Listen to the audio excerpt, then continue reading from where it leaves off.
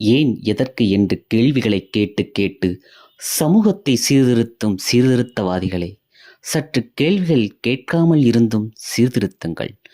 அகவை 30 தாண்டியும் ஏன் மனமாகவில்லை என்று கேள்விக்கணைகளை தொடுப்பது, மனமுடிக்க ரொக்கமும் தங்கமும் சீராக கேட்டு பேரம் பேசி சீர்திருத்தம் செய்வது, மனமாகியும் ஏன் குழந்தை இல்லை என்று கேட்டு அவர்கள் மனதை சிசேரியன் செய்வது, மனமுறிந்தால் என்ன பிரச்சனை என்று சிபிஐகளாகி விசாரணை செய்வது, மற்றவர் குடும்ப ரகசியம் என்றால் கைபேசியில் சட்டென்று வரும் விளம்பரம் போல கவன ஈர்ப்பு கொள்வது, இவைகளையும் தவிர்த்தால்தான் நீங்களும் சமூக சீர்திருத்தவாதிகள்.